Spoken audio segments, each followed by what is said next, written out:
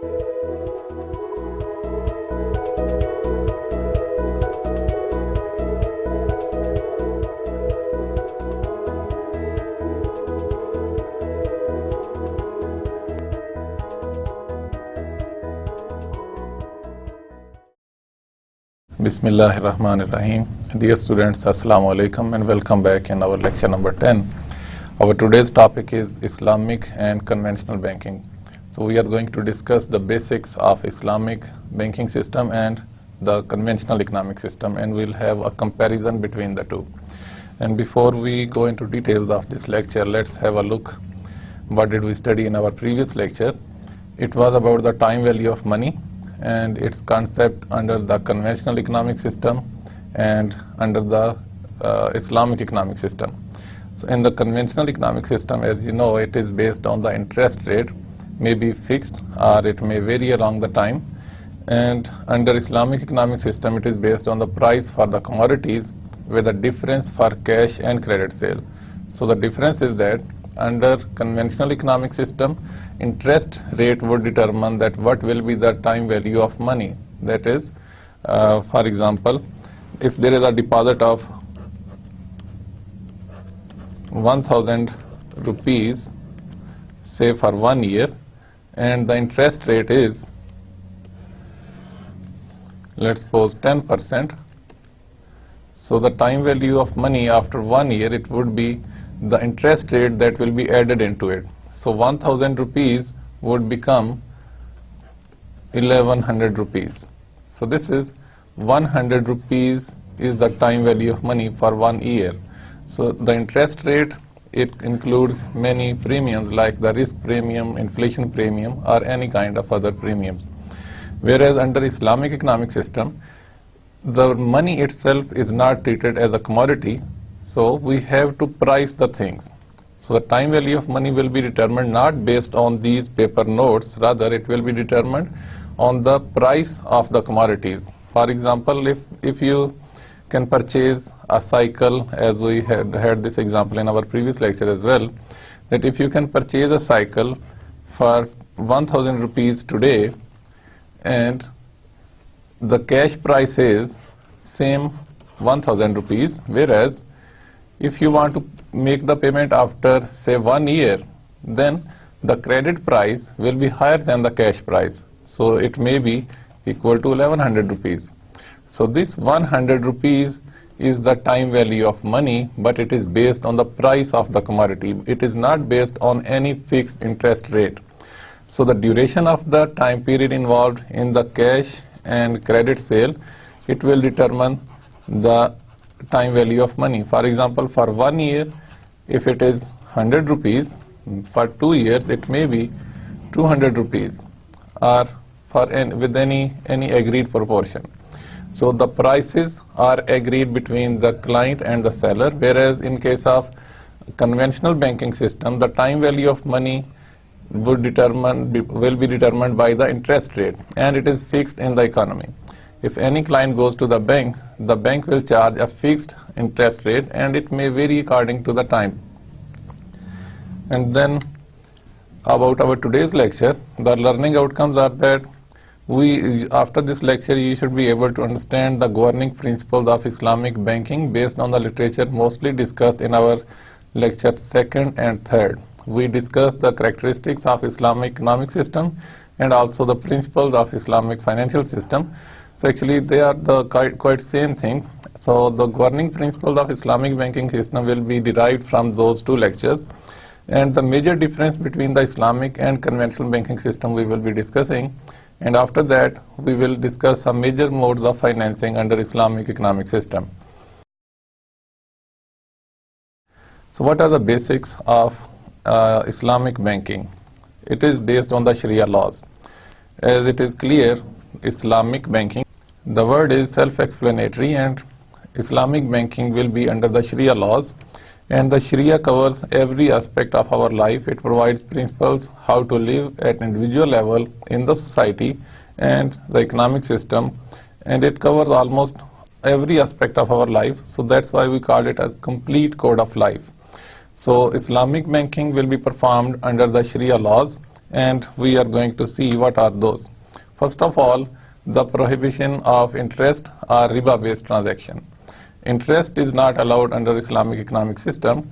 So when we see the interest is not allowed, it will have some implications. So how the banks will be performing banking operations. So we will look into the details. And at the second point, avoidance of speculation. So when the things are not clear, and then if you make any contract of sale or purchase or any trade activities or commercial activities, so when the things are not clear, when there is a chance of deceit, speculation is involved, so those transactions, they are not allowed under Islamic economic system, and we will go into details as well. And then avoidance of oppression. Oppression or zulm, it is not allowed under Islamic economic system. It means nobody is allowed to exploit the conditions or situation of others. And then introduction of Islamic tax. Islamic tax means zakat. So zakat is a tax which will be in the domain of Islamic banking system, and it will be the duty of Islamic banks or Islamic financial institutions to deduct zakat from the deposits, and also they will pay zakat for their income or for their holdings as well. And then financing of Sharia approved activities and discouraging the production of goods and services which are not allowed in Islamic values. And only Sharia approved activities are allowed to be financed. So it has been discussed in detail. There are so many activities in the economy, in the society, which are against the norms of the society, against the culture of the society, and against the divine guidance of Allah. So everything which is in the category of haram is not allowed in Islamic banking system. Only halal activities will be financed by the Islamic banks. So let's discuss first of all the prohibition of interest and why it is not allowed, and we have discussed in detail, but let's see what Quran says. This is a reminder again. We have discussed this, we have studied this ayah before as well. So it is again in Surah Baqarah, ayah 274, it says, Allah says in Quran, those who charge usury means interest or riba, they are in the same position as those controlled by the devil's influence. This is because they claim that usury is the same as commerce. So they think interest and trade, they are the same things. However, God permits commerce or trade and prohibits usury. So, as Allah says, Allah allows trade, but Allah has forbidden the usury or interest, riba. Thus, whoever heeds this commandment from his Lord and refrains from usury, he may keep his past earnings, and his judgment rests with God. As for those who persist in usury, they will incur hell, wherein they abide forever. So the word usury, riba, riba is the exact word used in Quran, and it is translated in usury and interest as well. So usury is taken as a very bad word in the present, in the contemporary economics as well, but they have separated usury from the interest.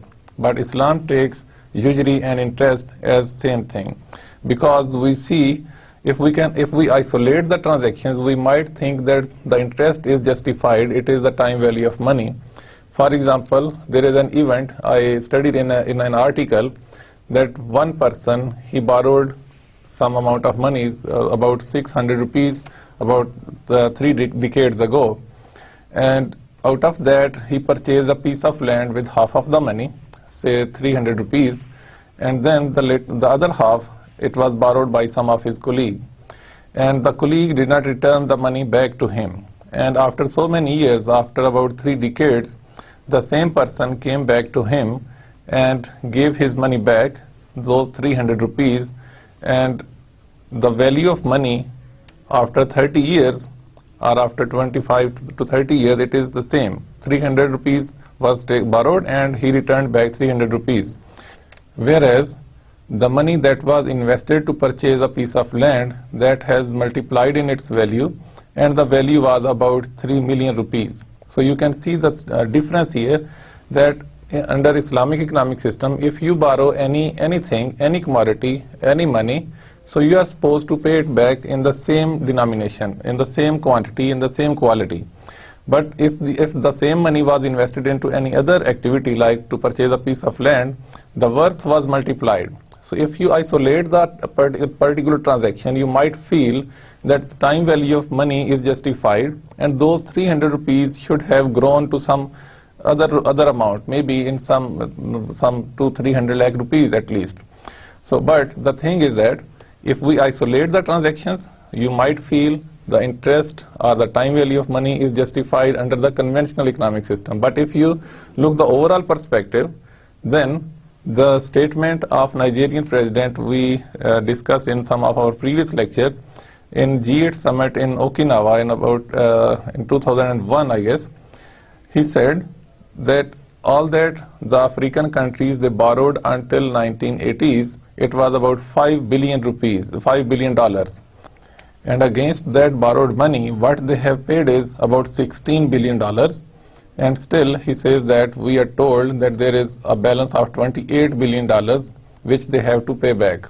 So he says, if somebody asks me what is the worst thing in the world, I would say compound interest. And the interest, it has lot of implications. Most of the poor countries or the developing countries, they have to pay back a huge amount of their budget, of their GDP for the debt servicing, the principal plus interest. So they can't invest or they can't spend that money for the welfare of the people. It has its impact on the environment. Budgets are cut from the health and from the environment and from other developing activities. So a huge portion of budget goes for debt servicing, and Pakistan is also something like that. We have to face the same kind of conditions as other developing countries. And riba, actually it means the increase or excess. So an increase in a loan transaction or exchange of commodity accrues to owners without giving an equivalent compensation in return. For example, exchanging 1 kilogram of grapes with 1.5 kilogram of grapes that are of the same type, quality and value. So it is riba. When you exchange some commodities, when you exchange the things of the same denomination, for example, in one famous hadith we studied in our previous lecture, that when we have to exchange commodities, for example, gold for gold, silver for silver, salt for salt, wheat for wheat, barley for barley, and we can generalize the principle to all the commodities. And if in this example, for example, exchanging 1 kilogram of grapes with 1.5 kilograms of grapes is not allowed if they are of the same quality. And then exchanging rupees 1000 with rupees 1100, this is again not allowed, and this constitutes riba. And for the same items, any difference in their exchange value is interest, whereas pricing of different items while exchanging is allowed. So when we are going to exchange some different items, then the pricing is allowed, and it can be more or less. It will be agreed upon, and this is not riba. And it will, when we say the riba is not allowed, it has some implications, it has some good outcomes. For example, when we say interest is not allowed, there will be no activities like lending on interest. So nobody is going to earn anything simply by lending money. So earning money with money is not allowed in Islam. So you have to take risk. When interest is zero, it means every capital is going to be invested and it is going to face some risk. So when you face risk, you will earn profit. So the prohibition of riba will promote economic behavior which is economically just, that is, it adds value. It means every investment or every forwarding of the cash or capital will be invested to generate some economic activity, so there will be some positive value addition into the economy, and it is socially fair and ethically correct. It means there are equal opportunities for all. When money is not going to be lent just to earn interest, it means capital will be abundant. Every saving is a capital and it is going to face risk in the economy. It is going to be invested. So the people, the entrepreneurs, they will find it easier to get access to the capital, and there will be more and more economic activities, and the people, they will have more chances to get the capital and to utilize their skills. So the inequality is definite in the situation where the lender is guaranteed a positive return. without assuming any share of the borrower's risk, whereas the borrower takes upon himself all sorts of risk in addition to his skills and labor. Under the conventional economic system, when any loan is given to any person, an entrepreneur, and it is invested into any business activity, so whatever is the fate of that business activity, the lender, the banker, is going to earn a fixed rate of interest. The banker or the financial institution is not going to share any kind of risk. The entrepreneur will have his labor or skills at stake, and it might face certain other risks as well, and it might face losses, but the return of the bank, they are sure, so which is unjust. And at the same time, when the entrepreneur is earning multiplied profits, for example, the lending rate is 10%, but the entrepreneur is earning 50%, so again, they are not sharing any kind of profit. So getting 10% out of 50% is again not fair. Whereas under Islamic economic system, every capital will be invested and the proportion of the profits will be shared among the entrepreneurs and the capital provider, that is the banks or the financial institutions, and the profit sharing ratio will be agreed, and the loss sharing ratio, that will be according to the proportion of the investment. And the riba violates the principle of property rights as well. What does it mean? It means that money is lent on interest and it is used productively, and it creates additional wealth. For example, if it is used to create a building or any other physical asset, so when money is used to produce additional wealth, such money lent cannot have any property right claim to the incremental wealth because there was no prior bargain over it. So the lender and the borrower, they don't have any such agreement that whatever wealth is created out of that borrowed capital or the borrowed money, there is no prior agreement between the two parties. So every wealth that is created is under the ownership of the entrepreneur.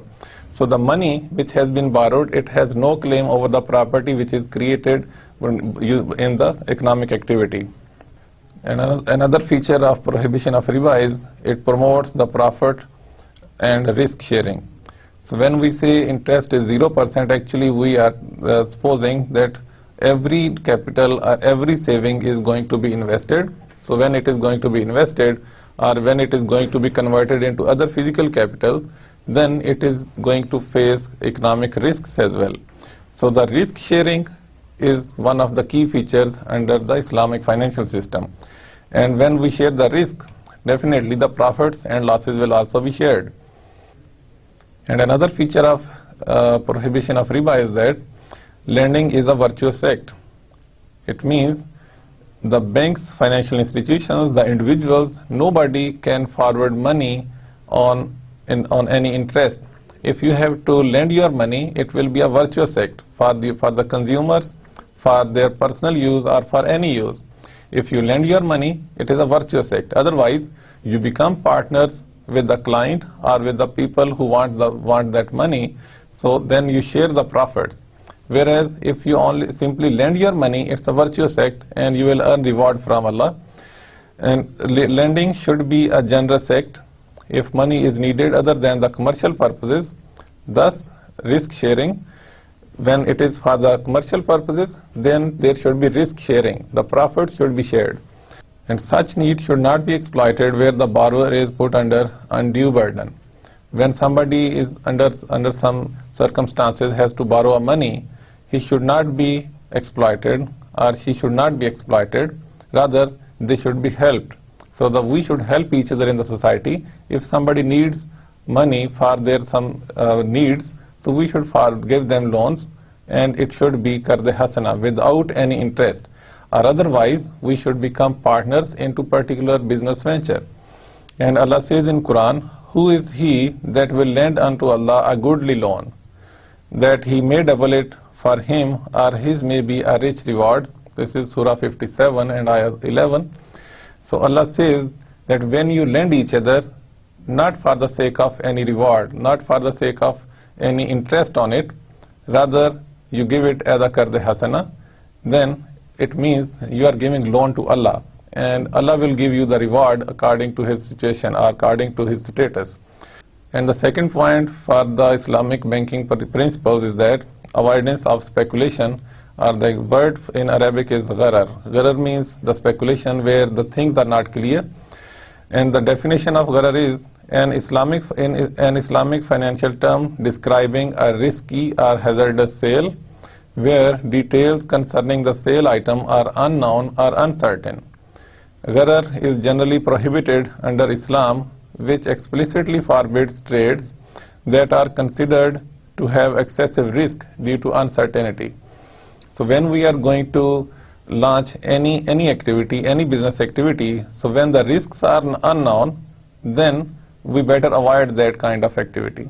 When we don't know the exact situation of the transaction, we are not aware of the things we are going to purchase or we are going to invest, and then if we have purchased anything which has lot of risk and we know that risk is there and we are going to sell it to somebody else, so the sale of risk without telling the exact situation to the client is again not allowed under Islamic banking or financial system. And most of the Islamic scholars view gharar as both ignorance of the material attributes of the subject matter of a sale and also uncertainty regarding its availability and existence. And the scholars, they think or they agree that all those things where the material attributes, where the characteristics of the subject matter of the sale and the uncertainty regarding its availability and existence, it is uncertain, and the risks are there that you don't know the exact attributes, the exact features of that particular item you are going to trade, then it is gharar.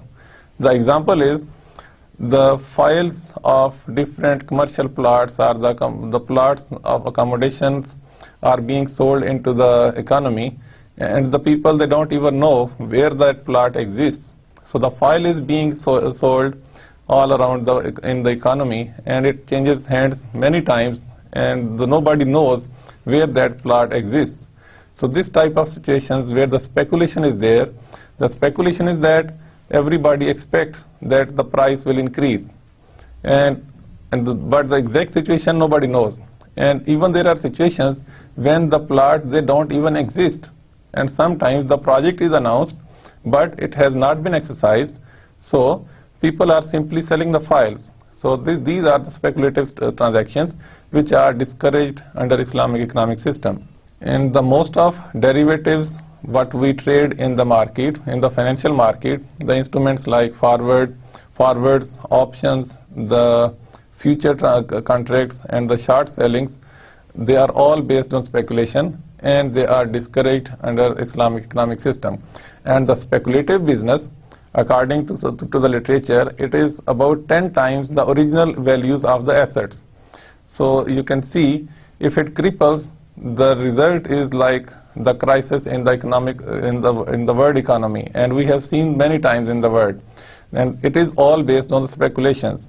And again, one of the examples is that when it is speculated about a particular bank, that this bank is going to collapse, what happens? That bank really collapses, because people think that bank is going to collapse, so we should take our deposits out of that bank. And they simply go there, and the lines are there, but the banks, because of their inbuilt features, they don't have enough deposits to entertain all the people who want to withdraw their deposits. So the result is that the banks have to collapse, and it leads towards the collapse of the economic system as well. In gharar, under Islamic economic system, or the speculations or the risk, it is prevented when transactions are transparent with all details agreed in advance and ownership undisputed. When we are going to trade any commodities or whatever is the subject matter of the trade, all the details of that commodity or of that agreement must be clear to both of the parties, and it should be clearly known who is the owner of that particular asset. However, gharar is allowed, and it may be tolerated if there is an important maslaha or public benefit. For example, it depends on the credibility of the persons who are going to sell something. Like there are developers who develop different housing colonies, and they already honored their commitments. In the previous history shows that they have honored their commitments. So in their future projects, people, without seeing the real asset, just by the stories or by the documents, they can make investments in that.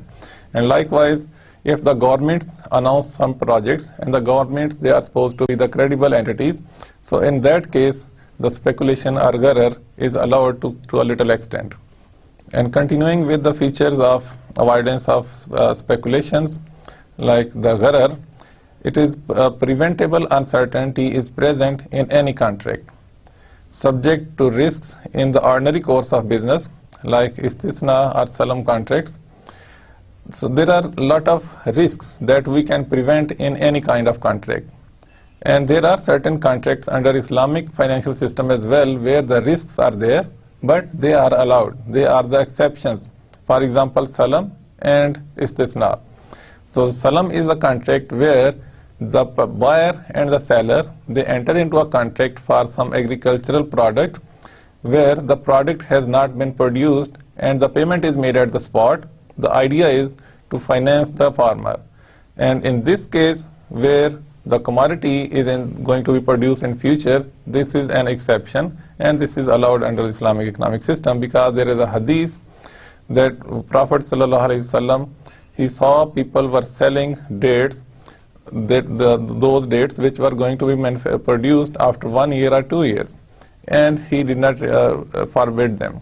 So it means it is allowed. And then prohibition of gharar is indirectly a risk management technique in Islam. Therefore, encouraging the exercise of due diligence and avoidance of contracts with high degree of information inconsistency with high turnover.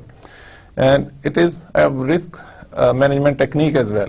So when we see if there is a project or if there is a trade activity and there are a lot of inconsistencies about the information of that commodity or of that subject of trade, and the consequences, the monetary consequences, they are huge. So in that case, we should avoid that kind of contract, because everything should be crystal clear to both the parties, the sellers, the buyers, and every stakeholder. Otherwise, we should avoid such contracts. And treating gharar as risk has its penalties. That is, trading of risk, therefore, is prohibited where the traded risks may have been transferable in derivative format. So in the derivative market, we have a lot of instruments, we have a lot of securities which we are dealing in the derivative markets. So every investment carries its risk, and those risks are being transferred from one person to another person when they are sold. And ultimately, if the risks, they mature, then everybody has to lose their capitals. So it has their penalties. So because if we don't take care of the risks, then it has its consequences. And the third principle of Islamic economic system is the avoidance of oppression, that is, avoidance of zulm. So zulm refers to all forms of iniquity, injustice, exploitation, oppression, and wrongdoing. So exploiting the situation of others or the weak people or the orphans, it is zulm. And a person either deprives others of their rights or does not fulfill his obligation towards them. So it's kind of zulm that the people, they take over or they occupy the rights of others. For example, the properties of orphans or the weak people or the ignorant people, if they are stolen by some people, that is a kind of zulm. And again, this is also a zulm when we don't fulfill our obligations. And zulm also refers to trading in matters which are prohibited or they are haram under Sharia. And if somebody involves in those activities which are not allowed in Sharia, then that is again a zulm. For example, the trading of alcoholic drinks, beverages, and non-halal poultry, meats, porks, and for example narcotics as well. So these are all an extension of the social justice and fair economics. So the avoidance of zulm is an extension of social justice and a fair economics. The fourth and fifth principle, they are the obligatory taxes like zakat. Under Islamic banking system, zakat will be deducted from the deposits, and this is the prime duty of the Islamic banks or the Islamic financial institutions to collect zakat and to pay their own zakat as well, and then to distribute towards the needy people. And then the fifth one is the Sharia approved activities. The banks are the financial institutions. They cannot finance any business activity which is not allowed under Islamic financial system or Islamic economic system. So the only halal financing is allowed for halal activities. For haram activities, the financing is not allowed under Islamic banking system. And now we are going to make a comparison between the Islamic and the conventional banks. So there are a lot of features. We have already discussed them, and we are just going to summarize those points, and we are going to compare the practices of Islamic and conventional banking system. First of all, the functions and operating modes of Islamic banks are based on the principles of Islamic Sharia. Because Sharia provides a complete code of life, there is a guidance for the banks and financial institutions as well to perform under certain guidelines. For example, the prohibition of interest rates involving only in halal activities, and all the projects which are good for the society, where there is a welfare for the society, where there is an economic value addition, they are allowed. Otherwise, if something is not good for the society, and if something is haram, that is not allowed under Islamic banking system. Whereas in the conventional banks, all the laws, they are man-made, and the functions and operating modes of conventional banks, they are based on the man-made principles. And mostly we are operating under capitalistic societies, so we have the principles of capitalism in our banking system as well. And the next point is, Islamic banks, they promote risk sharing between provider of capital or the investor and the user of fund, that is entrepreneur. If somebody goes to the Islamic bank, they don't simply go to get loans, because giving loan is a virtuous act, whereas the depositors in the Islamic banks, they know that they are going to face a risk of profit and loss. So their deposit is forwarded to the entrepreneurs to face certain risks. So the share of the bank is, in case of profits, goes to the bank, and out of that share, the deposits, they get their share according to the agreement.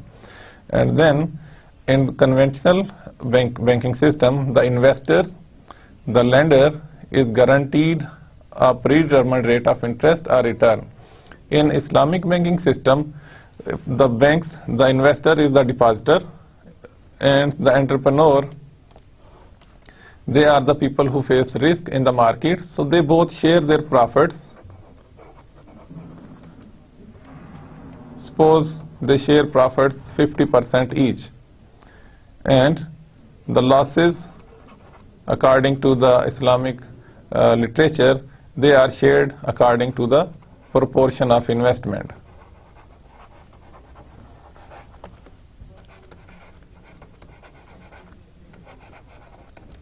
Whereas in conventional banking system, the lender is the bank. If we call them the investor as well, because they are simply going to earn some profit on it, so their share is only a profit. So when there is no risk of loss, that is not allowed under Islamic economic system. This is against the principles of Islamic economic system. So their profit is sure. For example, they charge 20% from their clients. So out of this 20%, they share it with their depositors. Let's suppose they give 10% to the depositors and 10% they keep for themselves. So this is the mechanism of profit sharing or the interest sharing. And the next point is, Islamic banks, they also aim at maximizing profit but subject to Sharia restrictions.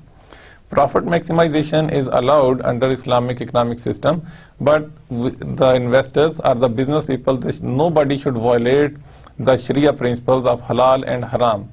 Nobody should multiply their profits by involving in any haram activities.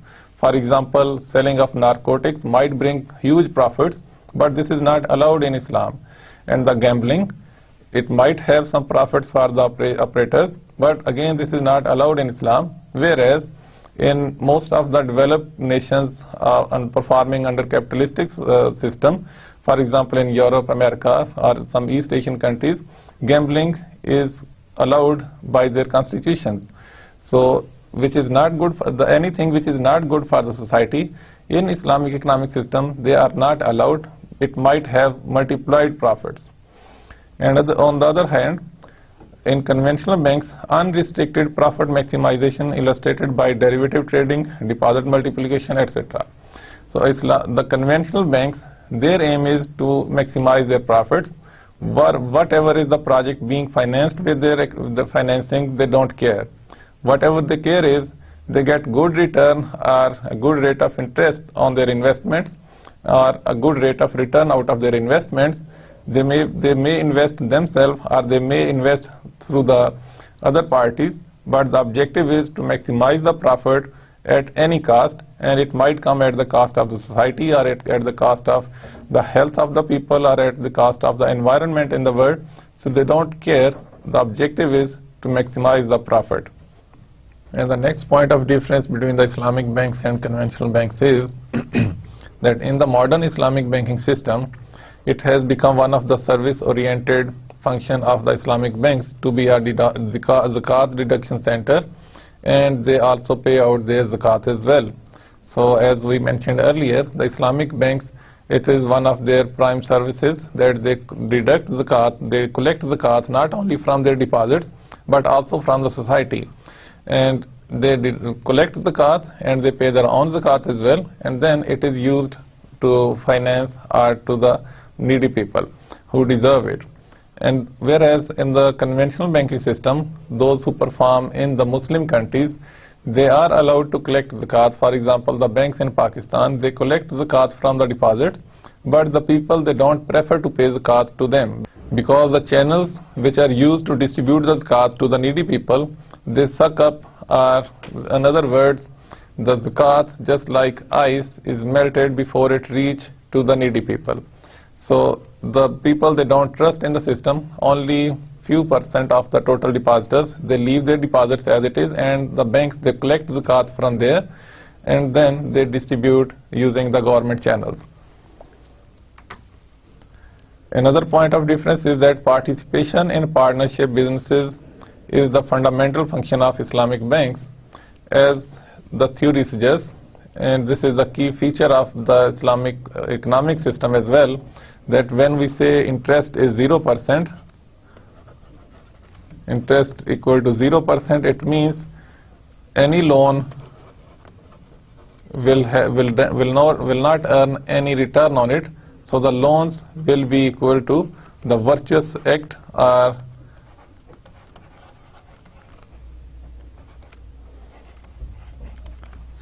or we call them as the Qarde Hasana.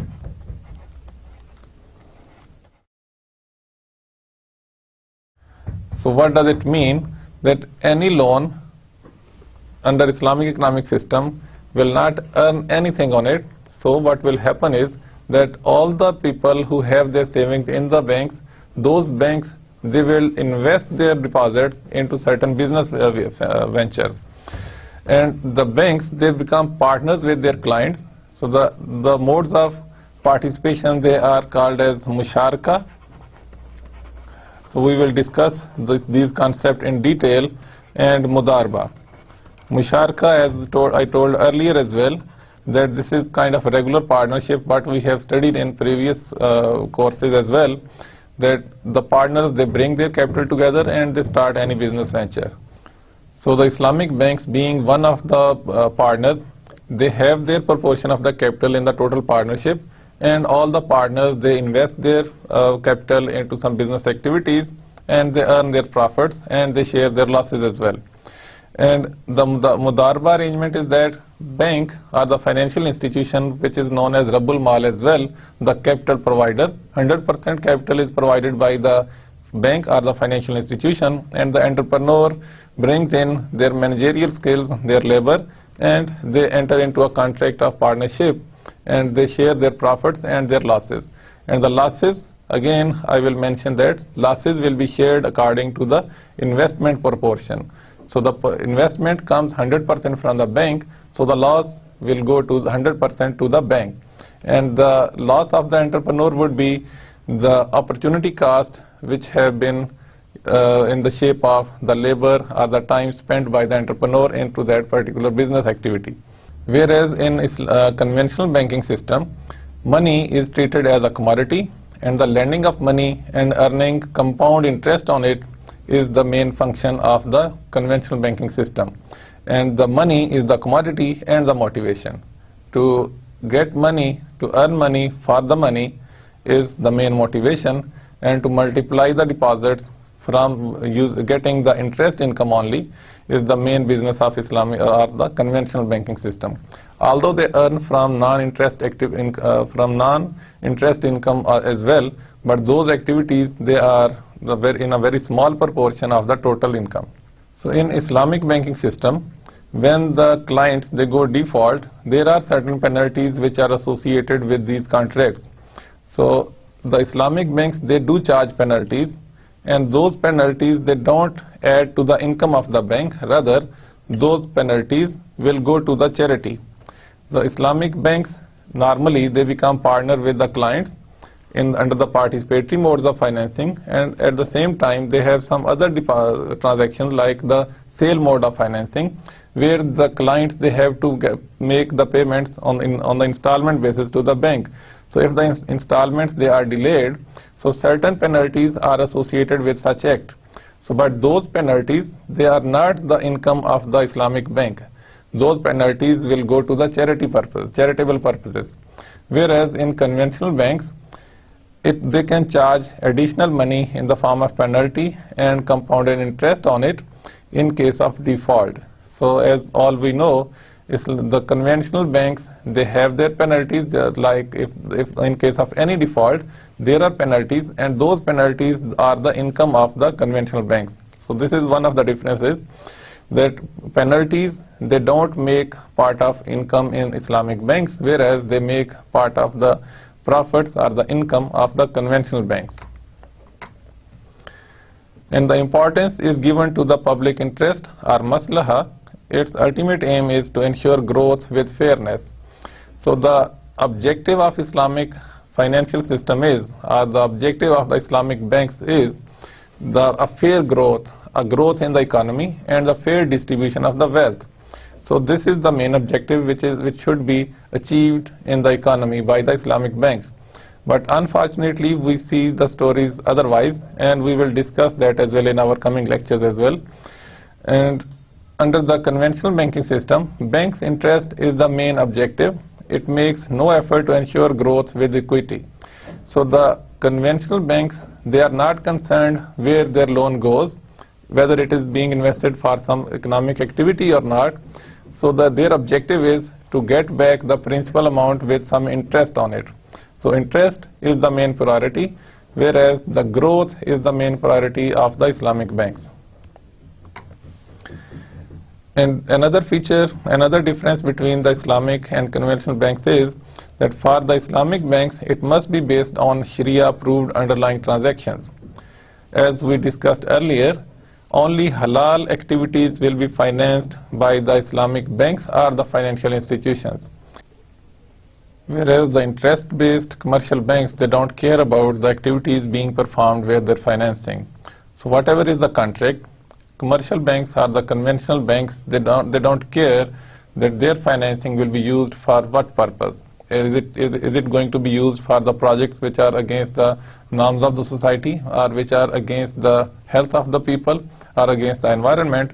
Whatever is their main concern, it is the repayment or getting back their principal amount with some interest on it. And another difference is that since it shares profit and loss, Islamic banks pay greater attention to the development of the projects and their appraisal and their evaluation, because Islamic banks, they become a partner with the client in the participatory modes of financing. So the quality of the project or the feasibility of the project is of a greater importance to the banks. The Islamic banks, they will make sure that the business is feasible and there are prospects of profits in it, and then they will share their own professional help into the project.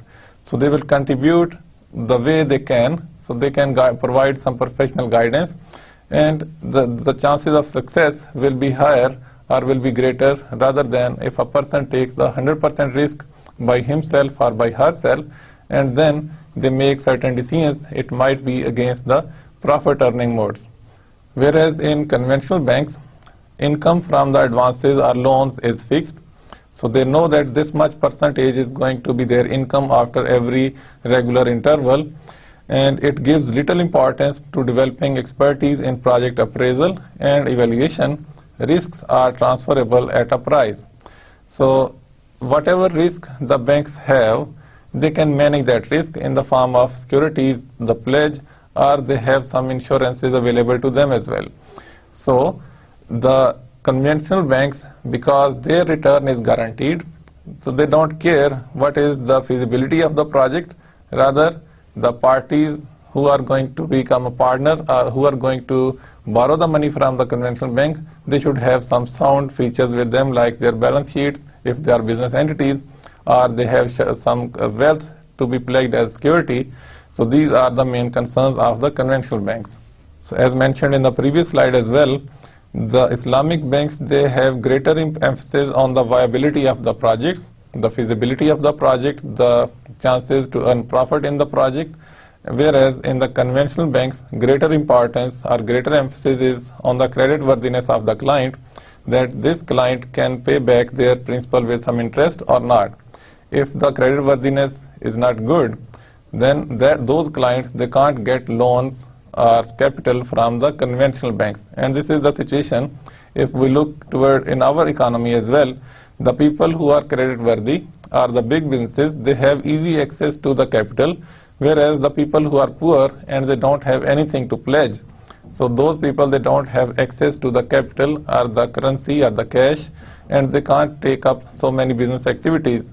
So the persons with their innovative skills or their abilities to become a successful business person, they are diminished under the conventional economic system or the conventional banking system. Normally, under the Islamic banking system, the accounts, they have to face profits and losses. And there is a mechanism under Islamic banks as well, where the principle of al-wadiya, which is derived from the word al-wada, so it says that the deposits will not suffer any losses. So it's kind of safekeeping. So it might earn some profits, but they will not face any kind of losses. So this is kind of the concept of safekeeping. The banks will be charging their service charges by maintaining those accounts, whereas those accounts will have to, if they have to face any kind of risk, if the contract says that these accounts, these deposits can be used for some mudarba activities, so in that case, they might face some losses as well. But under any other circumstances, these accounts, they are kind of safekeepings, just like some current accounts, and the banks will be charging their service charges over these accounts.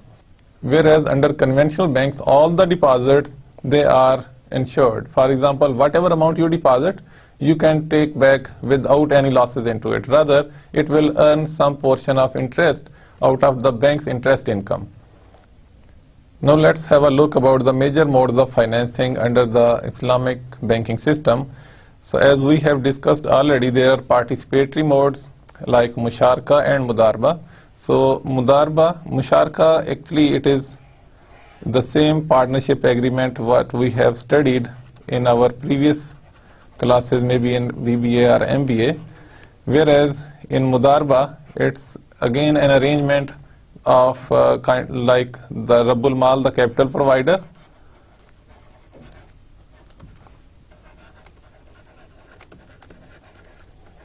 and the entrepreneur.